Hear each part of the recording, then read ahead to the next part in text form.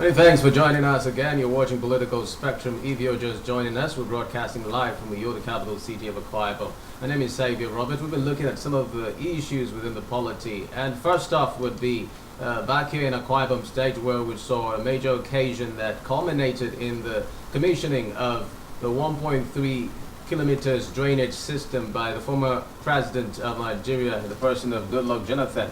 This was all amounting to the 60th birthday celebration of Governor Umoina. And we have joining us on the show this morning Dr. Wisdom ENANG, a political and social analyst, and of course a crusader for good governance. Doctor, you're welcome on the show. Thank you very much. Thanks for having me. Yes, so the governor of Akwa Ibom State turned 60 yesterday, and a lot of commendations and good wishes have trailed this event. Well, it was also marked by some commissionings, and indeed, some investors came into the state within the week. This was also as the governor reiterated his commitment in ensuring that he keeps the state safe, to see to it that he continues to draw viable investments into the state. What do you make of the recent commissioning of the 1.3 kilometers drainage system along Atiku Abubakar Way, especially as we can recall how messy that area and terrain has been so far in the state? I think that's a very strategic move by His Excellency to meet a very pertinent need of the people.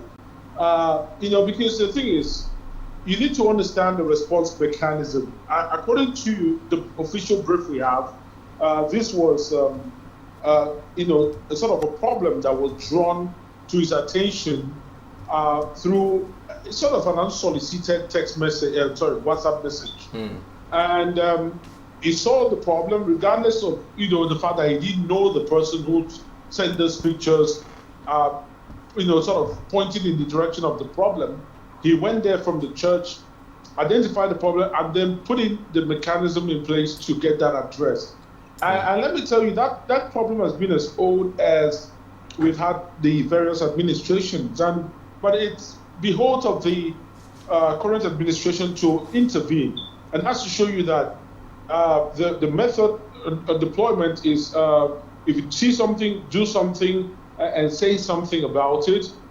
It's also about touching the lives of the ordinary people. You could hear the people from Biola School coming out to testify to the benefits. You could also hear the pedestrians that use that way, the motorists, all of them alluding to the fact that this is one way that the state has excellently spent the commonwealth of the people.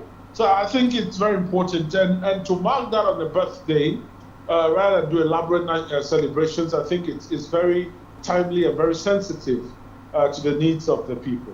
Part of the governor's position as he turned 60 was that he was going to uphold the peaceful dispensation in the state. Akwa Ibom, as we know, has been known for being peaceful. And then he is saying that he's going to be doing everything possible to ensure that that remains, so that the much needed investments in the state can be drawn into as a result of this. But then a lot of expectations are still within reach, and people are talking about what is expected from the governor as he continues his first tenure in office. What do you see the governor doing, especially in the area of peace and drawing in investors? Yeah, I think, first and foremost, the governor is a governor that loves peace, loves carrying people along. And I think that sets the body language. Without a doubt, there will be people who would test that resolve. There will be people that would misinterpret that resolve. But of course, I also know him personally to be someone that he can use the carrot and stick method. I mean, you've seen where the governor will not blink twice in dishing out disciplinary measures, especially where one has fallen, it has fallen completely out of place, and he feels that there's a need to set an example. You've seen him reprimand his aides, for falling out of the way, and so that's a man who clearly understands that the right discipline approach to deploy. So I think people are going to fall in place. And I think ultimately, as the investments come in, there's going to be a lot of productivity. If you're productive, there's no way you would indulge yourself in some very funny activities. And so people will begin to be more productively engaged. And I think we'll have a better conversation about Akwa Ibom being more productive, being more peaceful, not because someone at the top is, I mean, not basically from a top-down approach, but basically from a bottom-up approach. All right, Doctor. Well, another issue, moving away from Akwa Ibom now, is the issue of Rivers State and what has been happening within that sphere in recent times. We know that within a week, the Rivers State House of Assembly vetoed the authority of the governor, Siminalaya Fubara, and went ahead to extend the tenure of local government chairmen in the state by 6 months. This is said to be the 6th time the assembly would be vetoing the authorities of the governor. Now, as if that was not enough, just a few days ago, we're seeing that the governor yesterday redeployed 2 commissioners to other ministries. And a lot of quarters are saying that this is an offshoot of what the outcome of that Rivers State House of Assembly decision. What do you make of these different wranglings in Rivers State, and how does this go ahead to affect the course of governance in the state? I think for me, the biggest worry about Rivers State, the Rivers State challenge, is that it sets a precedence for the rest of governance in Nigeria.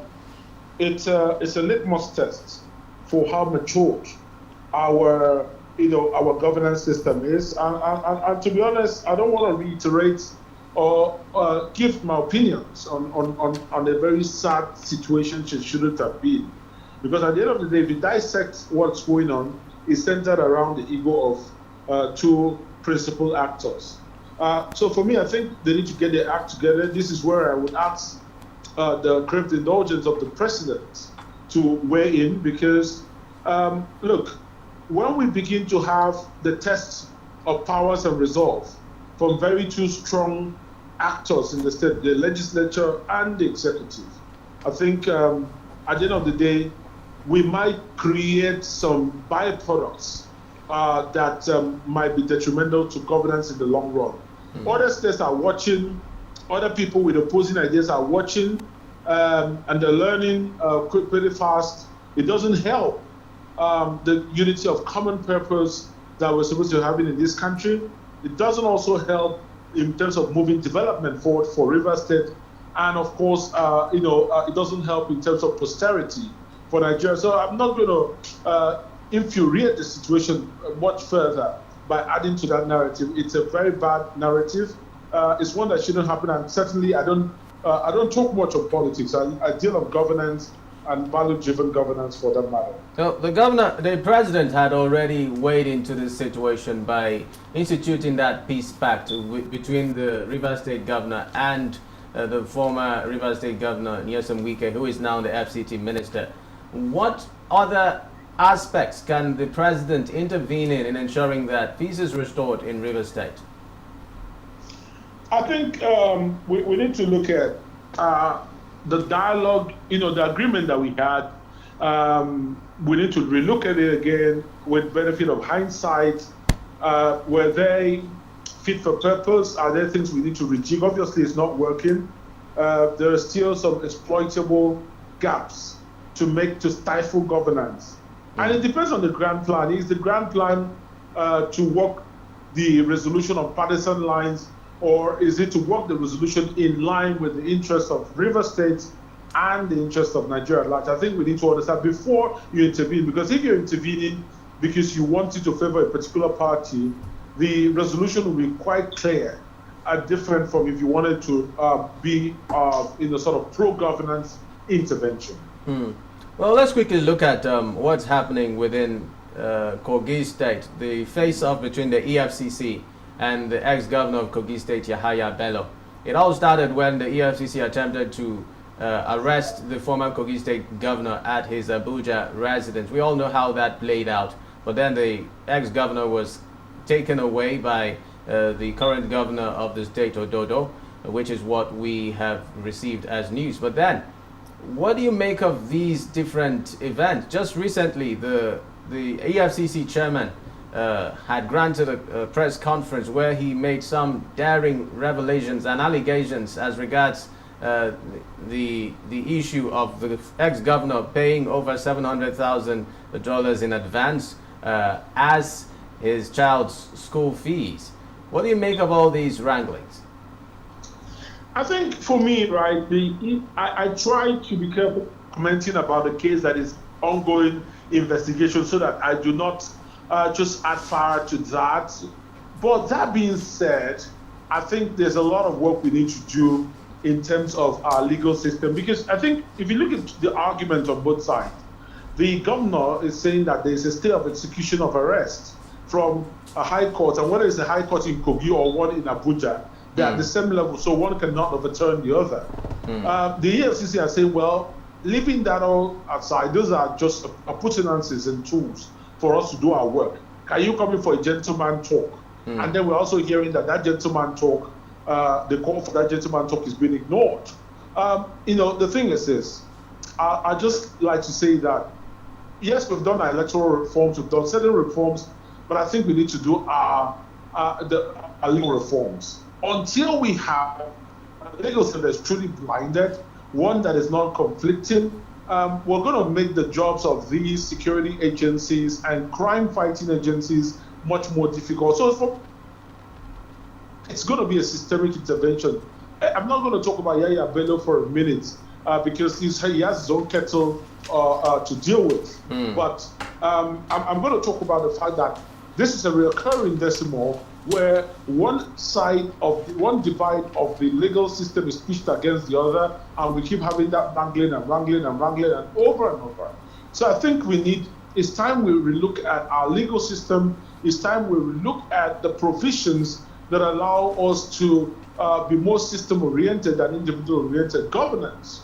And the enforcement of governance should be built around systems and not around individuals. Oh, so looking at what you have said, that brings us to the next issue, which is, of course, the summit that was held yesterday, the National Justice Summit, where we had the Vice President, Kashim Shettima, representing the President, Bola Tinubu, and, of course, the Senate President, Godswill Akpabio, addressing some issues within the justice system in the country. Particularly, the Senate President was of the opinion that the rate of abuse of ex parte orders in the country is alarming, and that the National Judicial Council should step in ensuring that it regulates the activities of justices within the bench and prescribes some sanctions to ensure that the issues that are inherent within the justice system in the country are addressed, especially those illegal issues, for instance, the issues of corruption as we know it within the bench. But then, what do you make of these submissions by the Senate President? I agree. There is some abuse of the legal process. I think it's very important that the legal body itself check itself. Making sure that yes, there are sanctions. Because if there are no punitive actions, then of course there is no way to create that deterrent of the complete abuse of the legal process. I think the loopholes are what are more indicative of a systemic flaw. It's not really about a particular judge, because if the deterrents were very apparent and very decisive, people would not temper with such. But when the deterrents are not apparent, then people feel they have a field day manipulating the gray areas within the legal provisions to just take us on the merry-go-round.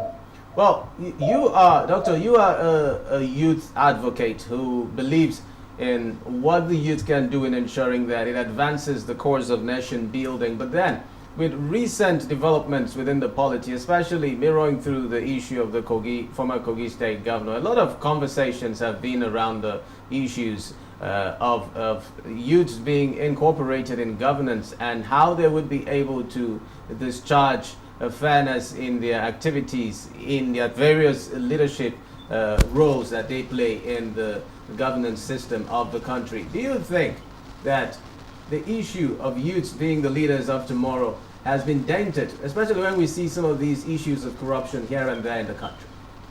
So let me just say, I don't know what you define as youth, but when you talk about the Kogi State governor, I'm not sure how that classes as a youth. But in Nigeria, anything goes. But first, let's demystify that. That in no way classes to me as a youth. Secondly, it's not about the youth. It's about a youth with a value-driven orientation. It's about a youth that has a very good mix of being able to pull together the experience of the elders in addition to that energy. I would like to say the energy and the innovation of the youth. So, let's not just put a blanket word, youth. And we need to be very careful about how we define youth in politics. I'm glad you said politics and not governance, because it's been abused. A lot of people would be 50 and they're still calling themselves youth. So let's just be very careful. But this is about value. It's not about how many years you spent being a youth advocate or not. It's about, if I put you on the table, what can you bring to that table? Well, from records, we know that the former Kogi State Governor Yahaya Bello was 40 when he was elected governor of Kogi State. And a lot of conversations has been that if youths are given opportunity, they'll be able to perform better as against the older generation that are holding sway within the polity now. But when we see some of these issues playing out within the polity, we begin to question how credible these persons that we are hoping on to take on the helms of leadership would be able to perform if eventually given that opportunity. But thank you very much for being a part of the show, Dr. Wisdom ENANG. We really appreciate your ideas. Thank you very much. I do appreciate, just as my parting words. The thing is, I don't think we should be think that we've exhausted the options of youth. This is just one data point or two data points that we have to pass conclusions, and that's quite wrong. I think over time we will be able to tell whether the youth are better options or the older generation. But then, what would be your advice in light of the recent realities we have been seeing to ensure that we have a more holistic performance from these different quarters? Correct. Institutional reforms. I think we need to retest the theory about absolute immunity. I think people should be able to have conversations in the course of their work, checks and balances. Absolute immunity sometimes could be exploited, so I think we need to test that. There should be immunity, but it should be immunity that is at the backdrop of, being accountable, basically. Yeah, that's what I say. Institutional reforms are very key to that conversations. And I think we just need to understand that service is not an opportunity to, to get into the public coffers and take money. There are much more reasonable and value-driven approaches to create commonwealth rather than to steal. Thanks, Dr. Wisdom ENANG, for being a part